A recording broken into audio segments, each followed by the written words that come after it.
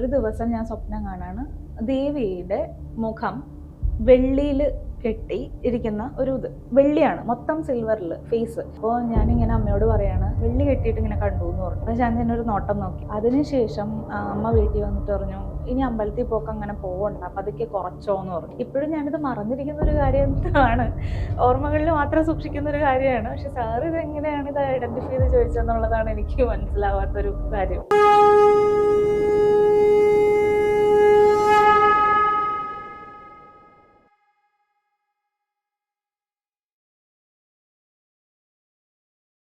മഹാപുരുഷാണോ? നമസ്കാരം. നമസ്കാരം. അപ്പോൾ ഗായത്രി ഗുരുവായൂരെത്തിയത് പറഞ്ഞു നിർത്തി. അതിനു മുമ്പ് എനിക്ക് ചോദിക്കാനുള്ളത്, നമ്മുടെ 5 വയസ്സ് വരെയുള്ള പ്രായത്തിൽ നമ്മളറിയാണ്ട് നമ്മുടെ ഭാവിയിലെ നിയോഗങ്ങളുമായിട്ട് ചിലതുമായിട്ട് കണക്റ്റ് ആവും. ഇപ്പോൾ നമ്മളൊന്ന് തിരിഞ്ഞു നോക്കിയാൽ 5 വയസ്സിൽ തിരിച്ചറിവ് വരുന്നില്ല എന്നുള്ള പ്രായത്തിൽ ആ സമയത്ത് എന്തെങ്കിലും അനുഭവങ്ങളുണ്ടോ ഗായത്രിക്ക്? ഗായത്രി അതിനെക്കുറിച്ച് ആലോചിച്ചിട്ടുണ്ടോ? തീർച്ചയായിട്ടും സാർ, എൻ്റെ മനസ്സിൽ ഇപ്പോഴും അതൊരു ഇപ്പം കുറച്ചുകൂടി ക്ലാരിറ്റി ഉണ്ട്. ചെറിയ പ്രായം തൊട്ട്, അതായത് എന്താണ് ഏതാണെന്ന് തിരിച്ചറിയാൻ പറ്റാത്തൊരു പ്രായം തൊട്ടിട്ട് ഒരു സ്വപ്നം ഫ്രീക്വൻ്റ് ആയിട്ട് എനിക്ക് വരും. പക്ഷെ ആ സ്വപ്നം ഒരിക്കലും അതൊരു പേടിപ്പിക്കുന്ന തരത്തിലുള്ളൊരു സ്വപ്നമൊന്നുമല്ല. എനിക്ക് വരുന്നത് ഭദ്രകാളി ദേവി, അതായത് അത്രയും നാളുള്ള ചെറിയ പ്രായത്തിൽ ഞങ്ങൾ വാടകയ്ക്കാണ് താമസിച്ചിരുന്നത്. ഒരൊറ്റ മുറിയേ ഉള്ളൂ, അവിടെ ഒന്നുമില്ല, ഒരു ദൈവാരാധനയ്ക്കുള്ള ഒരു സ്കോപ്പും ഇല്ലാത്തൊരു സ്ഥലം. അവിടെ എന്ന് വെച്ച് കഴിഞ്ഞാൽ ഒരു 7 ഋഷിമാരുടെ ഒരു ഫോട്ടോ ഒട്ടിച്ചു വെച്ചിട്ടുണ്ട് മതിലിൽ. ഇതാണ് ആ വീടെന്ന് പറയുന്നത്. വേറെ ഒന്നുമില്ല. ഞാനായിട്ടാണ് കുഞ്ഞിലെ അപ്പുറത്തെ വീട്ടിലൊക്കെ എല്ലാവരും വിളക്ക് വെക്കുന്നതൊക്കെ കണ്ടിട്ട് ഞാനാണ് എൻ്റെ വീട്ടിലെല്ലാ കാര്യങ്ങളും ചെയ്തു തുടങ്ങിയ ഒരാൾ ഞാനാണ്, എൻ്റെ അമ്മ പോലും അല്ല. അപ്പോൾ കാരണം അന്നത്തെ സാഹചര്യങ്ങൾ അങ്ങനെ ആയിരുന്നു, അതുകൊണ്ടിട്ടാണ്. അപ്പം വിഷുവിന് വിഷുക്കണി ഒരുക്കുന്നതൊക്കെ മറ്റുള്ളവരെ കണ്ടിട്ട് കുഞ്ഞു പ്രായത്തിൽ ഞാൻ വീട്ടിൽ വന്നിട്ട് അമ്മയെ എനിക്ക് ഇതൊക്കെ വേണം എന്നൊക്കെ പറഞ്ഞിട്ട് അങ്ങനെയൊക്കെ ചെയ്ത് ഒരുക്കി വന്നിരുന്നൊരു സമയമാണ്. അപ്പോൾ ഒരു ചെറിയൊരു പ്രായം എന്ന് പറഞ്ഞാൽ ഒരു 2ാം ക്ലാസ് 3ാം ക്ലാസ് ഒക്കെ പഠിക്കുമ്പോൾ ഒരു സ്വപ്നം, എനിക്ക് അന്ന് തൊട്ടാണ് ഈ സ്വപ്നങ്ങൾ തന്നെ ഞാൻ റിയലൈസ് ചെയ്യുന്നത്. ഇത് സ്വപ്നമാണ്, അത് ഫ്രീക്വൻ്റ് ആയിട്ട് എനിക്ക് വരുന്നുണ്ട് എന്ന് തിരിച്ചറിയണം ഞാൻ ആ ഒരു പ്രായത്തിലാണ്.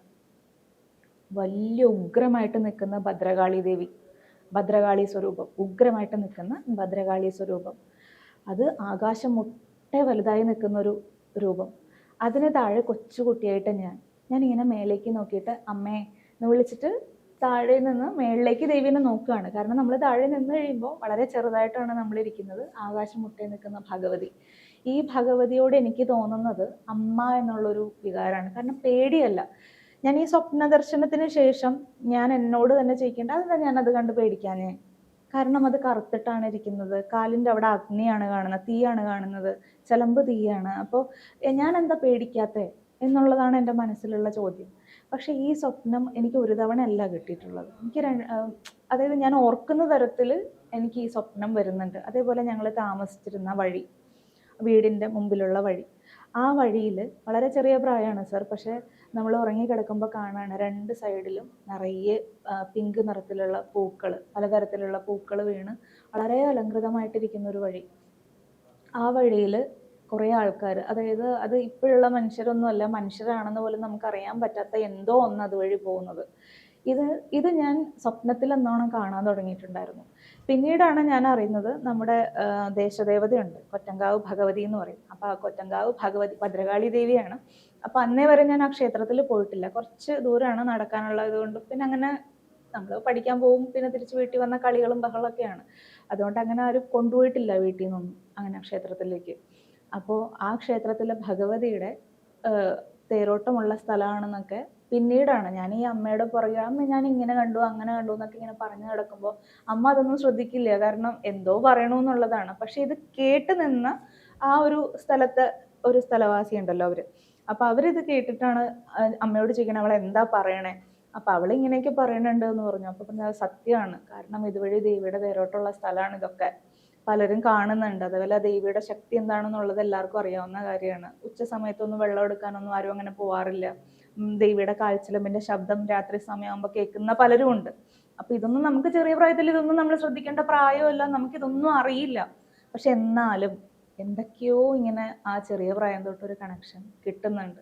ഇത് ആരോടും പറഞ്ഞിട്ടില്ല പണ്ടൊന്നും, പിന്നീട് നമ്മൾ ഓരോ അനുഭവങ്ങളിലൂടെ പോകുമ്പോഴാണ് ഞാൻ എന്താണെന്ന് കണ്ടിരുന്നത്, ഞാൻ എന്താണെന്ന് എക്സ്പീരിയൻസ് ചെയ്തിരുന്നത് എന്നൊക്കെ നമ്മൾ ഇപ്പോഴാണ് തിരിച്ചറിയുന്നത്.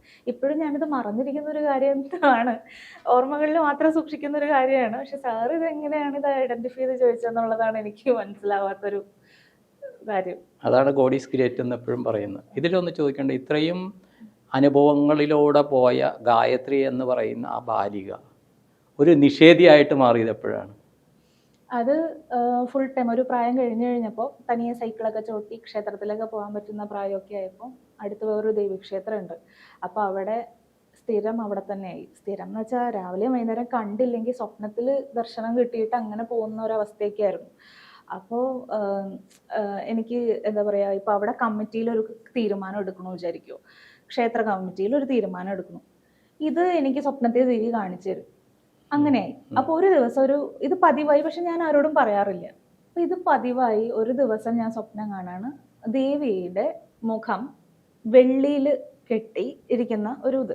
വെള്ളിയാണ്, മൊത്തം സിൽവറിൽ ഫേസ്, കണ്ണും ഒക്കെ നല്ല ഭംഗിയായിട്ട് ഒരുക്കി നിർത്തിയിരിക്കുന്നു. അപ്പം സിൽവർ കളറാണ് ഫേസ്.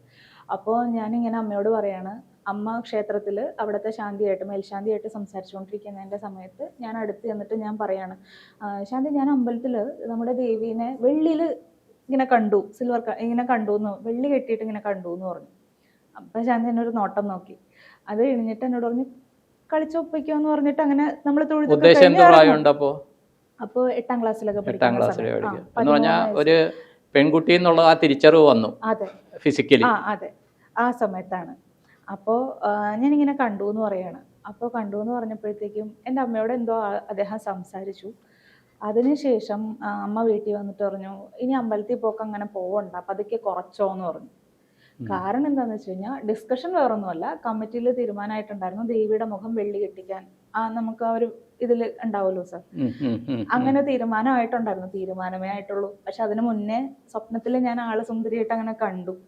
അപ്പൊ അത് ഞാൻ പറഞ്ഞപ്പോൾ അവർക്ക് അതിശയം. ഞങ്ങള് കഴിഞ്ഞ ആഴ്ചക്ക് കമ്മിറ്റി കൂടിയിട്ട് തീരുമാനമാക്കിയിട്ടുള്ള കാര്യമാണ്, ഇവളെങ്ങനെ ഇത് അറിഞ്ഞു എന്നുള്ളതായി എല്ലാവർക്കും. അപ്പം പതുക്കെ അവർ പറഞ്ഞു, മകളെ ഇനി അധികം അങ്ങനെ, കാരണം കല്യാണമൊക്കെ കഴിപ്പിച്ച് അയക്കേണ്ടതല്ലേ, നമ്മൾ കൂടുതൽ അതാവുന്നത് ശരിയാവില്ല എന്നൊക്കെ ഉള്ളൊരു ഇത് വന്നിട്ട് അമ്മയോട് അങ്ങനെ പറഞ്ഞു.